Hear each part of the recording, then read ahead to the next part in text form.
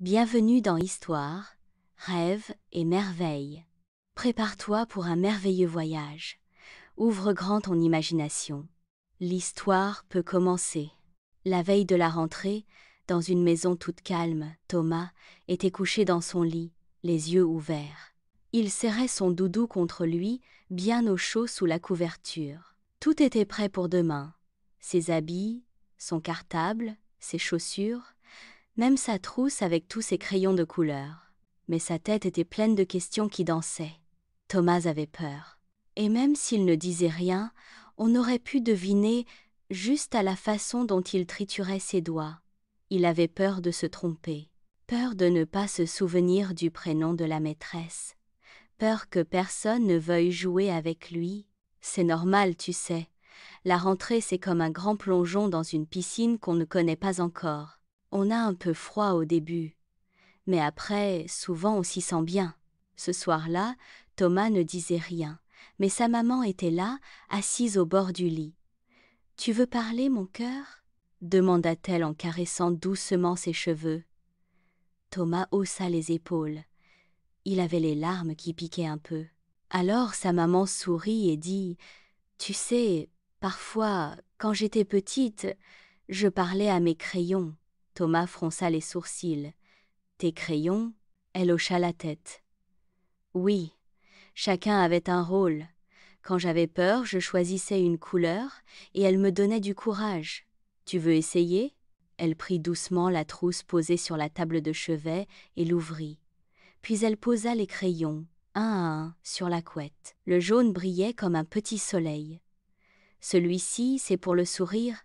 Quand tu as peur, tu peux essayer de sourire, même un tout petit peu. Parfois, ça change tout. » Thomas le regarda. Il trouvait ça drôle. Un crayon qui aide à sourire? Mais il sourit rien qu'un peu. Et déjà, il se sentait un peu plus léger. Le rouge était fort et chaud. Celui-là, c'est pour le courage. Tu peux l'imaginer dans ta poche demain matin, comme un bouclier invisible.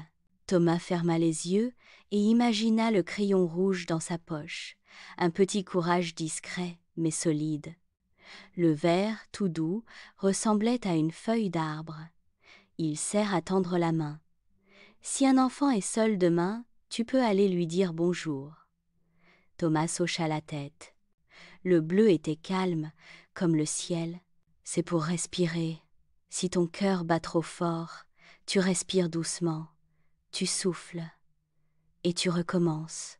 Thomas inspira, puis souffla. C'était comme une vague qui passait.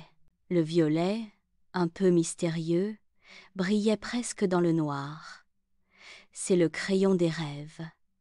Il est là pour te rappeler que tu peux inventer, dessiner, rêver, même à l'école. Thomas regarda les crayons posés sur sa couverture. Ce n'était pas de la magie, mais c'était doux, rassurant, et tout à coup, la rentrée semblait un peu moins effrayante. Il choisit 2 crayons et les serra doucement contre lui. Le rouge pour le courage et le jaune pour le sourire. Puis il ferma les yeux. Sa maman lui fit un bisou sur le front. « Bonne nuit, mon champion. Demain, tu n'es pas tout seul. Tu auras tes crayons dans la trousse et ton cœur bien rempli. » Thomas ne répondit pas. Il dormait déjà. Le lendemain matin, Thomas se réveilla avec le soleil. Il s'habilla tranquillement, mit son cartable sur le dos et demanda à garder le crayon rouge dans sa poche. Sur le chemin de l'école, il ne disait pas grand-chose. Mais son pas était plus sûr qu'hier. En arrivant dans la cour, il vit beaucoup d'enfants. Certains riaient, d'autres restaient contre leurs parents. Thomas serra son crayon rouge. Puis il vit un garçon tout seul, sur un banc. Il s'approcha doucement. « Salut, moi c'est Thomas. Tu veux jouer ?» Le garçon leva la tête, surpris. Puis il sourit. « Moi c'est Enzo. D'accord. Et voilà. » Un premier sourire, un petit mot gentil, et la rentrée pouvait commencer. Ce matin-là, Thomas a découvert quelque chose d'important. On peut avoir un peu peur et avancer quand même. On peut trembler un peu, et faire un pas. Parfois, il suffit juste d'un crayon dans la poche.